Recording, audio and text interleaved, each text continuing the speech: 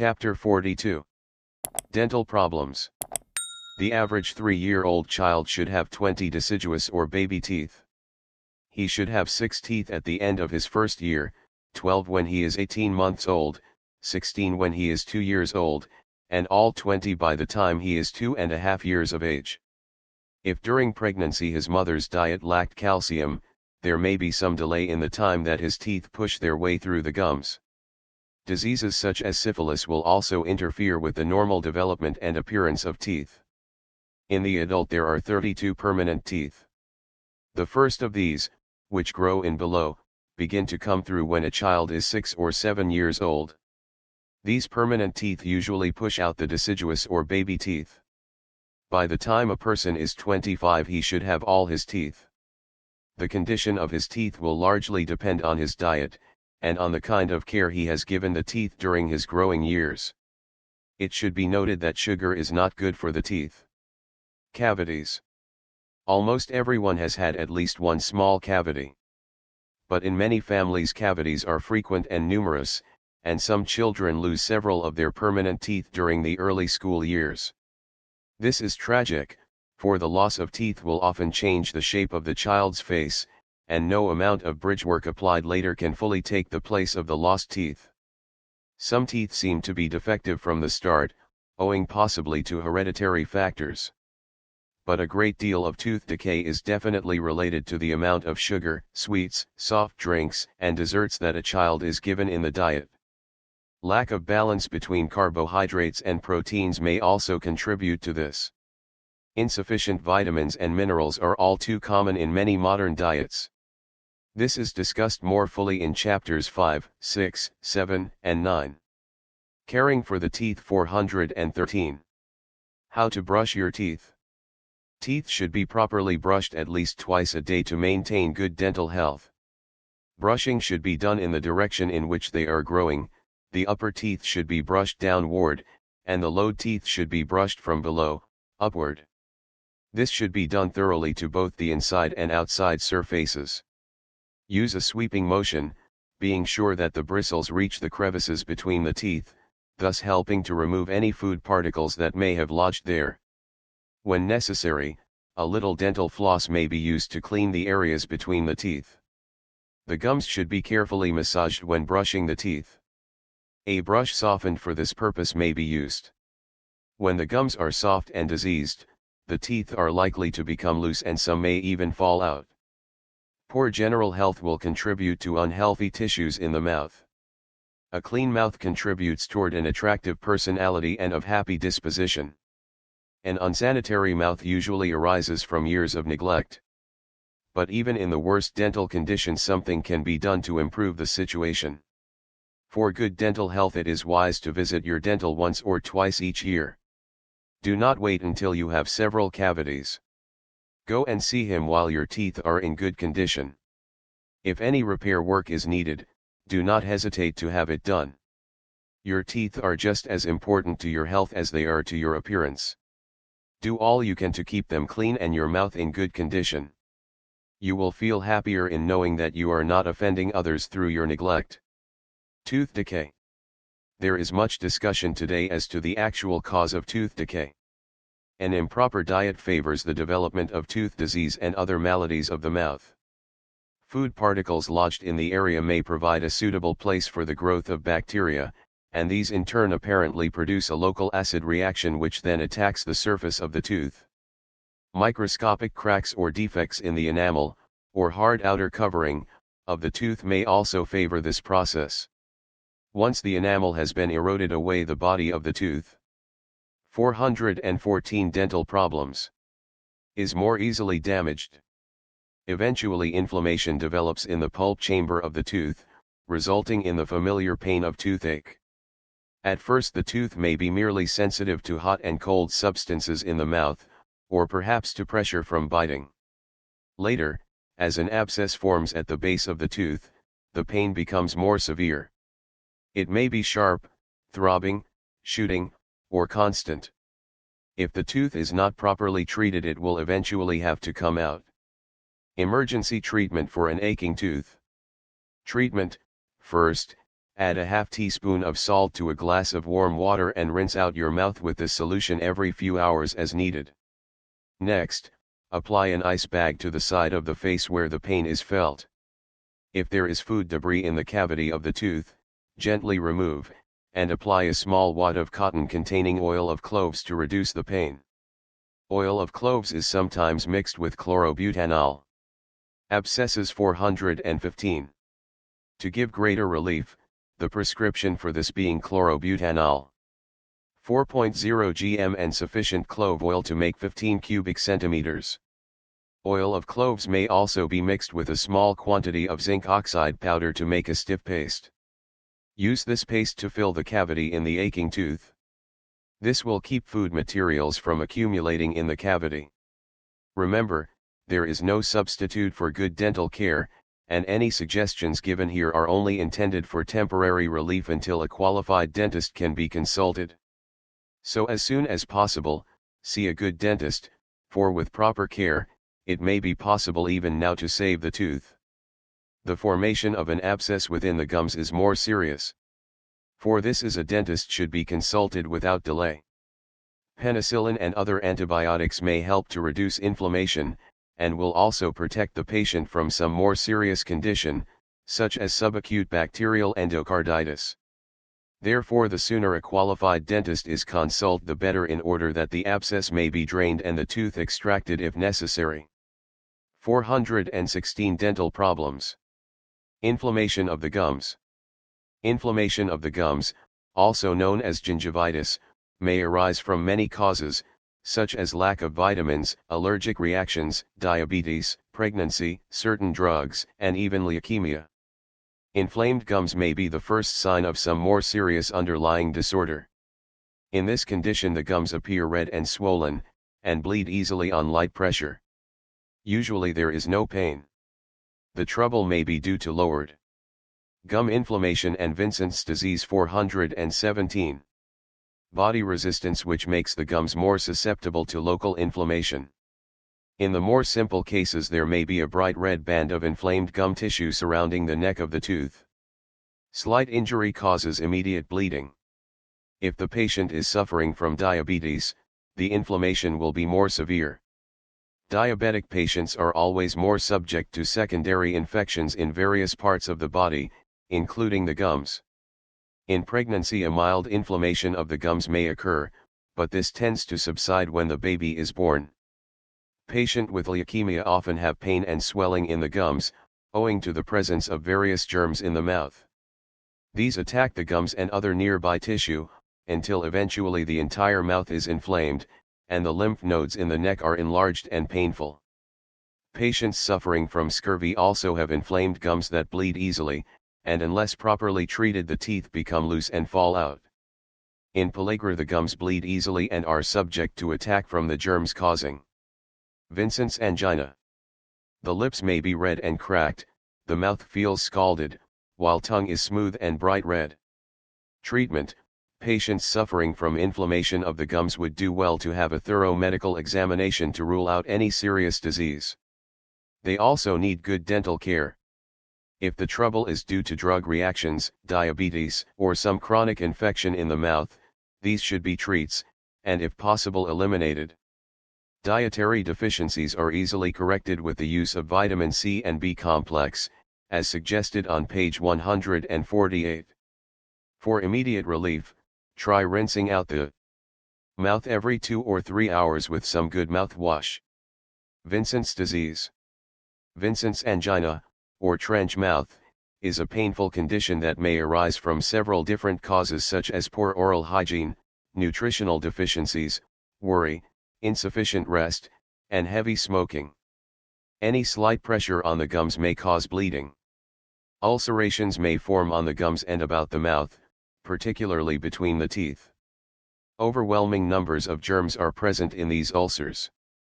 Swallowing and talking are painful, there may be excessive salivation and bad breath, and the inflammation may be extend to the tonsils and throat. A mild fever may be in this condition. 418 Dental problems. Treatment: in the more severe cases, penicillin should be given by injection, the dosage being 600,000 units daily. Other antibiotics may be used if the patient happens to be allergic to penicillin. A simple but effective type of home treatment is the frequent use of a mouthwash containing 1 teaspoon of salt and 1 teaspoon of baking soda in a glass of warm water. This should be used every 2 to 3 hours to keep the mouth as clean as possible. Another good mouthwash is to use equal parts of hydrogen peroxide and pure water 2 or 3 times a day after meals. The patient should carefully brush his teeth and gums to remove any foul material. Tobacco and alcoholic beverages should be eliminated. Multivitamin tablets, especially those high in vitamin C and B complex, should be taken to aid in recovery. Inflammation of the tongue, also known as glossitis, may be due to some local irritation, or it may be a sign of trouble elsewhere in the body. The tongue may be injured by jagged teeth or poorly fitting dentures. Mouth breathing is another common cause. So is repeated biting of the tongue, especially during epileptic seizures. Sometimes the tongue is irritated by certain types of toothpaste. 420 dental problems. And also by the dyes used in some types of sweets.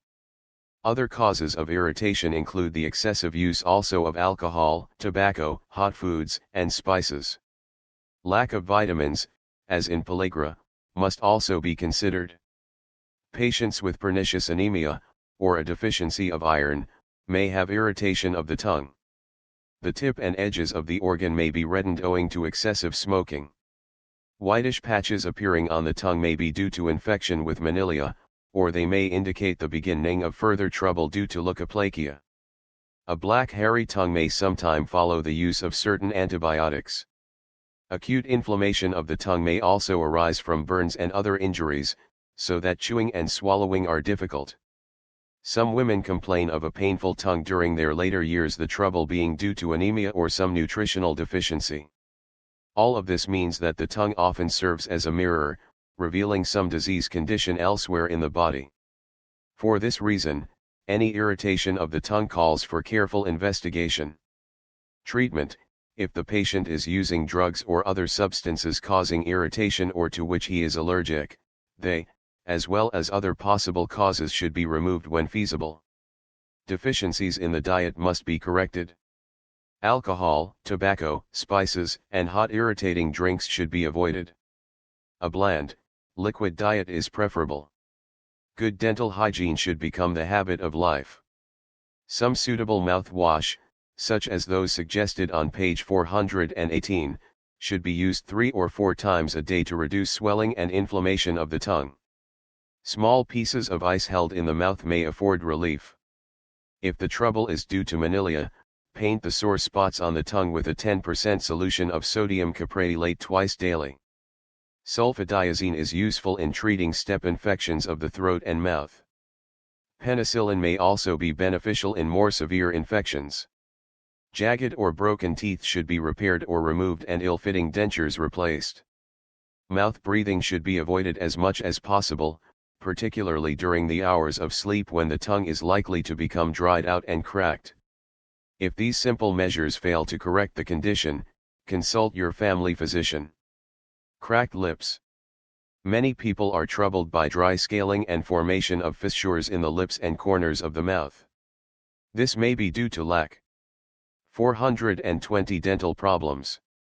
Of some of the B vitamins, particularly riboflavin and pyridoxine. Some people have the habit of constantly licking their lips, which may contribute to the trouble. Hydrocortisone cream applied once or twice daily will usually clear scaling and cracks. High doses of vitamin B complex and a well-balanced diet will also help to heal cracked lips. For treatment of cold sores, see pages 422. Cancer of the mouth 421. Cancer of the mouth. Cancer may occur almost anywhere in the mouth, including the lips, cheeks, palate, tongue, gums, and floor of the mouth. Even the tonsils may be involved. Most cancers are not painful, especially during the early stages of the disease. Cancer of the lips may follow the use of pipes, cigarette holders, and cigars. Cancer inside the mouth is more common in certain 422 Dental problems. Countries where people put the lighted end of a cigar or cigarette inside the mouth and blow the smoke out. Cancer of the stomach is also more common among these people. Many conditions may cause ulcers in the mouth, but most of these heal rapidly. Any ulcer that does not heal within 2 weeks should be considered as cancer until proved otherwise. Generally speaking, the farther back in the mouth cancer develops, the more serious it is. The best treatment for cancer of the mouth is surgery, followed by radium or X-ray therapy if needed. Cold sores. Cold sores are painful eruptions usually occurring on the borders of the lips and sometimes inside the mouth. This infection is due to the herpes simplex virus. It strikes first in childhood and seems to return at intervals to plague the patient for the rest of his life. Anything that produces a fever, such as the common cold, may light up the infection. Any slight injury on the inner surface of the lip, such as from dental treatment, may also cause a flare-up of this painful and irritating condition. Even food allergies will do it. In younger children there may be considerable pain inside the mouth as well. This may last 4 or 5 days. The disease usually disappears in 7 to 10 days. In some cases there may be a feeling of fullness in the lips, followed by burning and itching, before the actual sore develops. The irritated area may then become infected with other germs from the skin, and a crust or scab forms over the sore spot and may last up to 10 days. Treatment: use a warm soothing mouthwash, consisting of a teaspoonful of baking soda and a teaspoonful of salt in a glass of water. This will help to cleanse the mouth. Try painting compound tincture of benzoin over the sore area twice a day and avoid licking the lips as much as possible. Camphophenique may also be tried. Apply hydrocortisone dental ointment over the sore spot several times a day. Take 1 or 2 multiple vitamin tablets each day for several weeks to make up for any deficiency that may be present. Canker sores. Painful ulcers or canker sores are sometimes found within the mouth. Usually there is only one ulcer, but occasionally several may develop at once. Excessive saliva 423. Treatment: every 2 or 3 hours use some mouthwash, as suggested on page 418. Wash the mouth out thoroughly with this as often as needed. Some doctors lightly touch the ulcerated area with a silver nitrate stick or 25% or silver nitrate solution on a cotton-tipped applicator. This helps to cut down inflammation and allows the ulcer to heal. Multiple vitamins should be given the patient for several weeks, at least twice daily. Excessive saliva. The average person secretes 2 to 3 pints of saliva per day. However, under certain circumstances the output may be 10 times as much in 24 hours. The most common causes are drugs, poisons, and medicines containing mercury, bismuth, and arsenic. Excessive smoking, which produces local inflammation within the mouth, may also result in excessive saliva. Badly fitting dental appliances sometimes increase the output of saliva. Nervous troubles are another cause of excessive salivation. Motion sickness, migraine, hysteria, Parkinson's disease area sometimes related to this problem. Usually there is some disorder of taste, and perhaps some thickening of speech. If the trouble is due to the presence of mercury in some medicine, the salivary glands become enlarged and painful. This excess saliva seems to irritate the mucous membrane and skin around the lips. The tongue may be swollen and coated, and there may be ulcerations of the gums, especially if bismuth has also been used as a medicine. There may even be some abdominal pain and diarrhea. Treatment: try to find the cause. If the trouble is due to some drug containing bismuth or mercury, stop using the medicine. An alkaline mouthwash or some other soothing and cleansing liquid should be used to cleanse the mouth. Clear up any infection by the use of penicillin or some other antibiotic. Extra vitamins may also help to clear up the condition. Medications containing belladonna may also help to control this condition and to allay nervousness. Dry mouth. Dryness of the mouth is a common problem in elderly people. It often follows prolonged mouth bleeding, leaving the tissues cracked. F28. 424 dental problems. An irritated. A dry mouth may also be associated with various types of fever, particularly cholera and typhoid. It may also follow mumps and uncontrolled diabetes. Treatment: apply some bland cream or hydrocortisone ointment to lips and tongue. Nicotinamide may also help to stimulate the flow of saliva. Elderly patients may benefit from injections of hydrocortisone, or the use of prednisolone tablets. Try to avoid mouth breathing. Keep the nasal passages clear for easier respiration.